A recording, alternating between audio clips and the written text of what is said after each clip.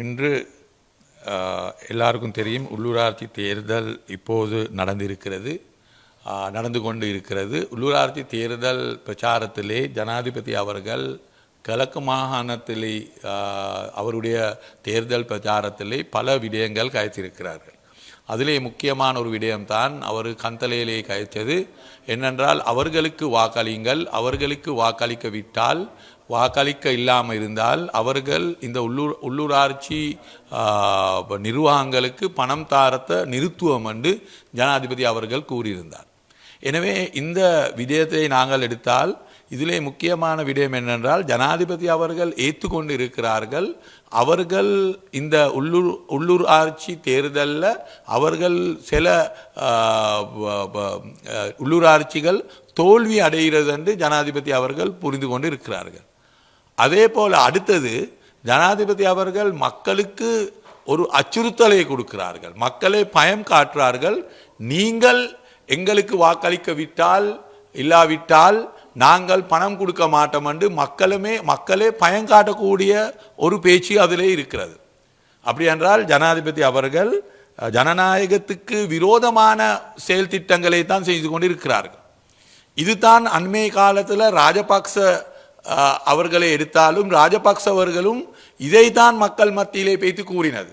எங்களுக்கு வாக்களிக்க வேணும், அப்படி இல்லாவிட்டால் நாங்கள் பணம் கொடுக்க போறது இல்லைன்னு. இப்போ அதே தான் அனுரகுமார் திசாநாயக்க ஜனாதிபதி அவர்களும் சொல்லிக் கொண்டு இருக்கிறார்கள். அப்படியானா இந்த செயல்பாட்டு ஜனநாயகத்துக்கு விரோதமான செயல்பாட்டுகள். அதனால் நாங்கள் ஜனாதிபதி அவர்களுக்கு கூற விரும்புகிறோம், உங்களுடைய மக்களுடைய ஜனநாயக உரிமைக்கு நீங்கள் அதை இல்லாமக்கக்கூடிய உங்களுடைய பேச்சுக்களை நீங்கள் நிறுத்த வேணும். அது இந்த நாட்டிலே ஜனநாயகத்துக்கு சுகமான ஒரு விஷயம் ஒன்று அல்ல. அதனால் அவர் இன்று கூறிக்கொண்டிருக்கிற விஷயத்தை நாங்கள் பார்த்தால், அவர் ஜனநாயக எதிரான விஷயங்கள், விரோதமான பேச்சுக்களை பேசிக்கொண்டிருக்கிறார்கள். ஜனாதிபதி அவர்கள் ஒரு வகையிலே புரிந்து கொண்டிருக்கிறார்கள், இந்த உள்ளூராட்சி தேர்தலிலே அவர்கள் நிச்சயமாக பல தோல்விகள் அடையக்கூடிய சாத்தியம் இருக்கிறது என்று ஜனாதிபதி அவர்கள் ஏற்றுக்கொண்டு இருக்கிறார்கள். அதே போல தான் நாங்கள் கண்டோம், இன்று ஜனாதிபதி அவர்கள் இந்த பல அக்கரை பத்து, சமாந்தூரை, திருகுணாமலை போல பிரச்சாரங்கள் கூட்டங்களில் கூறுறார்கள். அன்று கைது செய்த அந்த இளைஞர் ஒருவரை, பலஸ்தீனுக்கு ஆதரவாக ஸ்டிக்கர் ஒட்டின இளைஞர் ஒருவரை, அவர் கூறுறது இந்த இளைஞர் அவர் ஒரு பயங்கரவாதி இயக்கங்களோட ஒரு சம்பந்தம் இல்லை என்று அவர் கூறினார். ஆனால் பாராளுமன்றத்தில் இருக்கக்கூடிய போலீஸுக்கு இருக்கக்கூடிய அமைச்சர் அவர்கள் கூறுகிறார்கள், இந்த இளைஞர் அவர்கள் பல நபர்களோட டெலிஃபோன்லே கயத்திருக்கிறதுனால தான் நாங்கள் இவரை கைது செய்தது.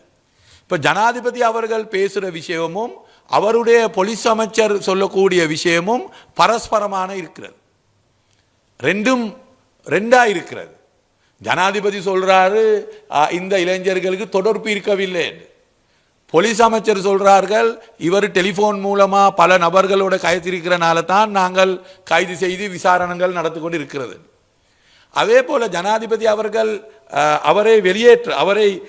அவரை வெளியே அனுப்புறதுக்கு அவர் கையொப்பந்தம் வச்ச அந்த டிடென்ஷன் ஆர்டர்ல அது கண்டிஷன் போட்டு, எந்த ஞாயிற்றுக்கிழமையும் வந்து அந்த இளைஞர் கையொப்பந்தம் வைக்க வேணும் என்று அவர் கையொப்பந்தம் வச்ச 7ஆம் தேதி, ஏப்ரல் மாதம் 7ஆம் தேதி இந்த கடிதத்தில் ஜனாதிபதி அவர்கள் கூறியிருக்கிறார்கள், அவர்கள் தேசிய பாதுகாப்புக்கு ஒரு பிரச்சனையா இருக்கிறதுனால தான் அவரை கைது செய்து என்று அவர் இதிலே கூறியிருக்கிறார். அப்படின்னா ஜனாதிபதி அவர்கள் மக்களே சந்திச்ச நேரத்தில் ஒன்றே சொல்றார், ஆனால் அவர் நடைமுறையிலே செய்திருக்கிறது இன்னொன்று. அப்ப அவரு பயங்கரவாதி இயக்கங்களோட தொடர்பு இல்லாவிட்டால், அப்படி என்றால் ஏன் அவருக்கு வந்து ஞாயிற்றுக்கிழமைக்கு வந்து அவரை கையொப்பந்தம் வைக்க சொன்னது? ஞாயிற்றுக்கிழமை ஏன் வந்து எந்த ஞாயிற்றுக்கிழமையும் வந்து இந்த இளைஞர் வந்து சைன் பண்ண வேணும்? அதுக்கு ஜனாதிபதி அவர்கள் பதில் சொல்ல வேண்டும். அதே போல ஜனாதிபதி அவர்கள் இப்போது எந்த அளவுக்கு என்று சொன்னால், அவர் பலஸ்தீனை பற்றி பலஸ்தீனுடைய பேரை சொல்லத்துக்கும் கூட அவர் பயப்படுறாரு. அன்று பலஸ்தீனுக்காக வேண்டி போராடினவர்கள், பலஸ்தீனுக்காக வேண்டி பேசினவர்கள், தேர்தல் காலத்தில் பலஸ்தீன் காரியாலைக்கு அந்த எம்பசிக்கு சென்ற ஜனாதிபதி அவர்கள் இப்போது கூறுகிறார்கள் உலகத்தில் பல மோதல்கள் இருக்கிறது. உலகத்தில் இன்று 2 மோதல்கள் தான் இருக்கிறது. ஒன்று பலஸ்தீன் இஸ்ரேலுக்கு இடையிலே நடக்கக்கூடிய மோதலும், பலஸ்தீன் மக்களுக்கு எதிராக நடக்கக்கூடிய மோதலும், யுக்ரைனும் ரஷ்யாவும் நடக்கக்கூடிய மோதல். அப்படி என்றால் ஜனாதிபதி அவர்கள் எந்த அளவுக்கு பலஸ்தீனுடைய பேரே சொல்லத்துக்கு கூட விருப்பம் இல்லாமல் தான் கேட்கிறார். அதிலே விளங்குகிறது அவர்கள் இப்போது பலஸ்தீனோட அல்ல இருக்கிறது, அவர் இப்ப இருக்கிறது இஸ்ராயலுடன் என்று தெளிவாக அவருடைய பேச்சு மூலமா எங்களுக்கு விளங்க வருவது. அதை நாங்கள் புரிந்து கொள்ள வேண்டும். அது மட்டுமல்ல, அவர் அக்கரை பத்துல இருந்து பேசுகிற நேரத்தில் அவர் இந்த நாட்டுடைய பாதுகாப்பு பற்றி பேசுடனே பாதுகாப்பு உடைய நலனை வைத்து தான் இந்த இளைஞரை கைது செய்தது என்று ஜனாதிபதி அவர்கள் அன்று அக்கரை பத்தியிலே வைத்து சொன்னார்கள். ஆனால் அக்கரை பத்தில் இருந்து ஆருகம்பேக்கு 52 கிலோமீட்டர் தான் இருக்கிறது. அந்த ஆருகம்பேலே இஸ்ராயலுக்கு சேர்ந்தவர்கள் வந்து சட்டவிரோதமாக வியாபாரம் செய்து கொண்டிருக்கிறார்கள். சட்ட விரோதமான மத இடங்கள் கெட்டிருக்கிறார்கள். சட்டவிரோதமான ரெஸ்டாரண்ட்கள் போட்டிருக்கிறார்கள். சட்டவிரோதமான வீசாவிலே அனுமதித்த தினத்துக்கு கூடி அங்க தங்கிக் கொண்டிருக்கிறார்கள். அப்ப அதை பற்றி ஒன்றுமே ஜனாதிபதி அவர்கள் கேட்கவில்லை. அக்கரை பத்துல இருந்து 52 கிலோமீட்டர். அப்ப அது ஒன்றுமே இந்த நாட்டுடைய பாதுகாப்புக்கு, தேசிய பாதுகாப்புக்கு அச்சுறுத்தலான செயல்கள் ஒன்றுமே அல்ல. பலஸ்தீன் மக்களை கொண்டு இஸ்ரேல் இராணுவத்தில் இருக்கக்கூடிய நபர்கள் இன்று இலங்கைக்கு வந்திருக்கிறார்கள். அவர்கள் வந்து ஆருகம்பேலை வியாபாரம் செய்து கொண்டிருக்கிறார்கள். அப்ப அதொன்றும் தேசிய பாதுகாப்புக்கு அச்சுறுத்தல் அல்ல. ஒரு இளைஞர் பலஸ்தீனுக்கு ஆதரவாக ஸ்டிக்கரை ஒட்டுறது தான் தேசிய பாதுகாப்புக்கு அச்சுறுத்தலாக இருக்கிறது. எனவே இப்போது ஜனாதிபதி உடைய இந்த ரெட்ட வேஷம் இப்போது கலண்டிருக்கிறது. இப்போது அவர் உண்மையாக யாருடன் இருக்கிறார் என்று இப்போ தெளிவாக அவருடைய பேச்சு மூலமா எல்லாருக்கும் விளங்க வந்து இருக்கிறது. அதனால இது மக்கள் புரிந்து கொள்ள வேணும். இந்த என்பிபி அரசாங்கம் அப்படி இல்லாவிட்டால் ஜேவிபி அரசாங்கம் இப்போது அவர்கள் அன்று பலஸ்தீனை பற்றி பேசினார்கள், அன்று பலஸ்தீன் மக்களோடு இருந்தார்கள். ஆனால் இப்போது ஆட்சிக்கு வந்ததுக்கு பிறகு பலஸ்தீன மக்கள் அல்ல, இப்ப அவர்கள் இஸ்ரேலுடன் இருக்கக்கூடிய ஒரு அரசாங்கம் என்று தெளிவாக ஜனாதிபதியுடன் பேச்சிலே அவர் தெளிவாக கூறியிருக்கிறார்கள். அதே போலத்தான் பிரதமர் அவர்கள் நாங்கள் பார்த்தோம். பிரதமர் அவர்கள்